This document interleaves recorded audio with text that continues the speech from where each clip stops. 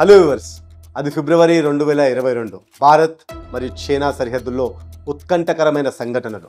To push back against an advance by Chinese troops. ఈ సంఘటనల నడుమ చైనీస్ సైనికులతో మన భారత జవాన్ల విరోచితమైన పోరాటం. ఆ పోరాటంలో 20 మందికి పైగా భారత జవాన్లు వారి ప్రాణాల్ని కోల్పోవాల్సి వచ్చింది. దీనికి ప్రతీకారంగా మన భారత ప్రభుత్వం చేసిన పని చైనీస్కి సంబంధించిన 50కి పైగా యాప్స్పై బ్యాన్ విధించడం. మొన్నటికి మొన్న పహల్గామ్ దాడుల తర్వాత చైనా పాకిస్తాన్కి సపోర్ట్గా మాట్లాడుతుందని భారత్ చైనా ప్రభుత్వాన్ని గట్టిగానే హెచ్చరించింది. కానీ ఇప్పుడు మన భారత విదేశీ వ్యవహారాల మంత్రి అయిన ఎస్ జయశంకర్ గారు చైనీస్ ఫారెన్ మినిస్టర్తో ఒక సమావేశం నిర్వహించారు. ఆ సమావేశంలో మన ఎస్ జయశంకర్ గారు మాట్లాడిన మాటలు ఏంటి అంటే, పోటీలు వివాదాలుగా మారకూడదు, విభేదాలు ఫైట్స్గా మారకూడదు అంటే మనం ముఖ్యంగా 3 మ్యూచువల్స్ ఫాలో అవ్వాలి. Mutual respect, mutual sensitivity, mutual interest అని ఆయన ప్రకటన చేశారు. దీంతో ఇండియా మరియు చైనా మధ్య ఉన్న కోల్డ్ వార్ కాస్త అన్ఎక్స్పెక్టెడ్ ఫ్రెండ్షిప్గా మారిపోయింది. ఒక విధంగా చూస్తే ఇదంతా డొనాల్డ్ ట్రంప్ వల్లనే సాధ్యమైందంటున్నారు ఎకనామిస్టులు. ఈ అలయన్స్ కనుక జరిగితే 21st సెంచరీలోనే మోస్ట్ పవర్ఫుల్ అలయన్స్ అని కూడా భావిస్తున్నారు. అదెలా అంటారా?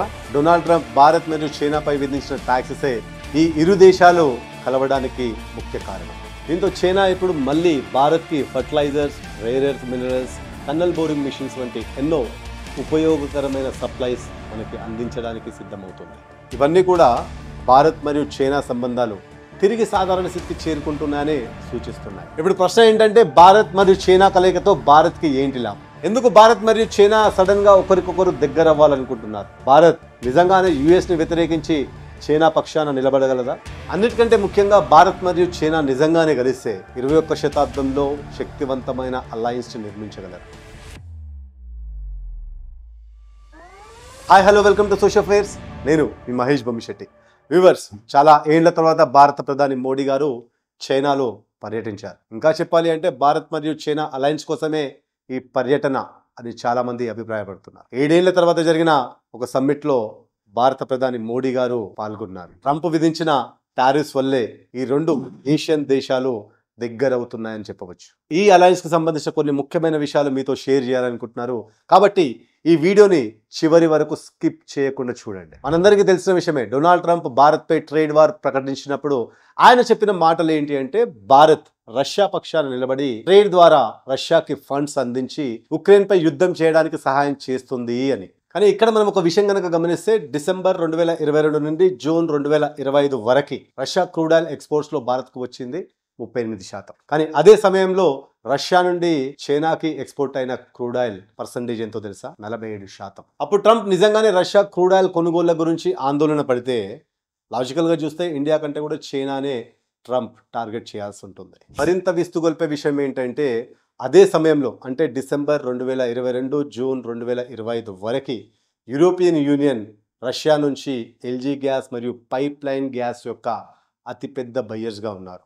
రష్యా నుంచి వెళ్ళే ఎల్జీ గ్యాస్లో 51%, పైప్ లైన్ గ్యాస్లో 37% ఈ యూరోపియన్ యూనియన్ బై చేసింది. అంతెందుకు 2024లో అమెరికా కూడా రష్యా నుంచి $3 బిలియన్ వస్తువుల్ని దిగుమతి చేసుకుంది.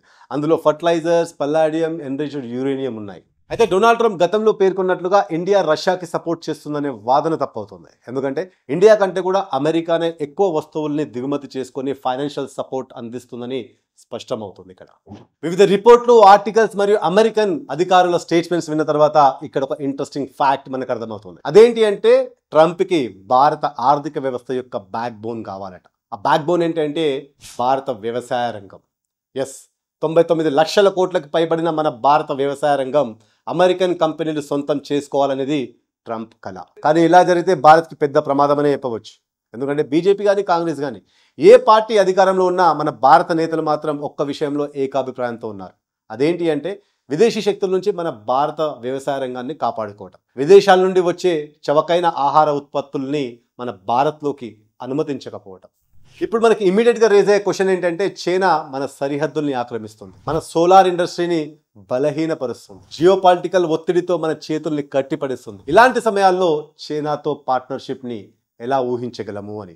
సో నిజం ఏంటి అంటే లోకల్ రాజకీయాల్లోనే కాదు అంతర్జాతీయ రాజకీయాల్లో కూడా పర్మనెంట్ మిత్రులు పర్మనెంట్ శత్రువులు అంటూ ఉండరు. జస్ట్ పర్మనెంట్ ఇంట్రెస్ట్లు మాత్రమే ఉంటాయి. అమెరికా మన వెన్నుముక్కను విరగొట్టడానికి వాణిజ్యాన్ని ఆయుధంగా వాడాలనుకుంటే ఈ రోజు మనం నమ్మని శత్రువు కూడా రేపు మన వాణిజ్య భాగస్వామిగా మారవచ్చు. రానున్న 10 సంవత్సరాలు చైనా కనుక తన కపట స్వభావాన్ని వదిలేస్తే భారత్లో అద్భుతమైన మార్పులు జరిగే అవకాశం ఉంది. ఎందుకంటే గత 4 దశాబ్దాలుగా చైనాలో జరిగిన ఆర్థిక మార్పు అనేది విజయవంతమైన పరిశ్రమ విధానానికి టెక్స్ట్ బుక్ ఎగ్జాంపుల్ లాంటిది. కాబట్టి ఈ కూటమి అనేది చైనాతో పాటు భారత్కి కూడా ఎంతో కీలకమైనది. ఈ కూటమి కనుక జరిగితే భారత్కి ఎంతో మేలు జరిగే అవకాశాలే ఎక్కువగా ఉన్నాయి. అదే విధంగా అంటే ఇరు దేశాల మధ్య వాణిజ్యం పెరిగి వ్యాపారాలు మరియు ఉద్యోగాలు పెరిగే అవకాశం ఉంది. రెండవది తక్కువ ఖర్చు, వస్తువులు మరియు రా మెటీరియల్స్ మనకి తక్కువ ధరకే లభిస్తాయి. మూడవది టెక్నాలజీ పంచుకోవడం వల్ల చాలా మేరకు అన్ని రంగాల్లో మనకి ఇది సహాయపడుతుంది. నాలుగవది ఇండో చైనా బార్డర్ వద్ద టెన్షన్ తగ్గి శాంతి నెలకొల్పే అవకాశం ఉంది. ఐదవది వ్యవసాయం, రైతులకి కొత్త పద్ధతులు మరియు యంత్రాలు అందించడం ద్వారా దిగుబడిని పెంచే అవకాశం ఉంది. ఇంకా ఇవే కాకుండా సైనిక సహకారం, ఉద్యోగ అవకాశాలు, ఆరోగ్య రంగం, సముద్ర మార్గపు వాణిజ్యం ఇవన్నీ కలిసి వస్తే భారత్ మరియు చైనా శాంతి అభివృద్ధిపై ప్రపంచంపై ఎంతో డామినెన్స్ చేయగల శక్తిగా రూపొందుతాయి. ముఖ్యంగా వెస్టర్న్ డామినెన్స్ ని డామినేట్ చేయగలం. అమెరికా మనకి ఎప్పుడు కూడా పరిపూర్ణ భాగస్వామిగా లేదు. వారి టారిఫ్స్ కఠినంగా ఉంటాయి. వారి టర్మ్స్ అండ్ కండిషన్స్ ఏవైతే ఉన్నాయో వాళ్ళకి లాభం చేకూరే విధంగా ఉంటాయి. అందుకే అమెరికా మనకి తెలిసిన శత్రువే. దాని నియమాలు మనకు తెలుసు, దాని పరిమితులు మనకు తెలుసు, దాని వ్యవస్థ మనకి తెలుసు. అదేవిధంగా చైనా గురించి మనకి పూర్తిగా తెలుసా అంటే, లేదా చైనాని పూర్తిగా నమ్మొచ్చా అంటే లేదనే చెప్పవచ్చు. Yes, it's a big no. ఇప్పుడు మనకి చైనా అన్నోన్ ఏంజల్లా కనిపించవచ్చు, కానీ వాళ్ళ గతాన్ని చూస్తే మాత్రం మోసపు చరిత్రనే ఉందని మనకు తెలుస్తుంది. అయితే మనకి ఇక్కడ రేజ్ అయ్యే క్వశ్చన్ ఏంటంటే, మనకు తెలిసిన అమెరికా వైపు ఉండాలా లేదా తెలియని చైనా మన భవిష్యత్తుని పెట్టుబడిగా పెట్టాలా? దీని జవాబు ఎవరినో ఒకరిని ఎంచుకోవడంలో లేదు. భారత్ ఎప్పుడు ఒప్పంద విషయంలో బలంగా నిల్చోవాలి. ఎవరి ముందు తల వంచాల్సిన అవసరం రాకుండా చూసుకోవాల్సిన బాధ్యత భారత ప్రభుత్వానికి. ఇలాంటి సమయాల్లో ఎవరి వైపు ఒకరి వైపు ఉండాల్సిన అవసరం అంతకంటే కూడా లేదు. భారత్ బలంగా నిల్చోవడమే ముఖ్యం. సో వ్యూవర్స్ చూసారు కదా, చైనా మరియు ఇండియా యొక్క అలయన్స్ సారాంశం ఇది. మా ఈ వీడియో మీకు నచ్చినట్లయితే లైక్ మరియు షేర్ మరియు కామెంట్ ద్వారా మాకు సపోర్ట్ అందిస్తారని, ప్రతి వారం ఇలాంటి మంచి వీడియోలు ఎన్నో మా ఛానల్ నుంచి వస్తూనే ఉంటాయి. కనుక మీరు చేయాల్సింది ఒకటే, మా ఛానల్ని సబ్స్క్రైబ్ చేసుకోవడం. మా ఈ వీడియోని చివరి వరకు చూసినందుకు ధన్యవాదాలు తెలుపుకుంటూ సైనింగ్ ఆఫ్ మహేష్ బొమ్మిశెట్టి. జై హింద్.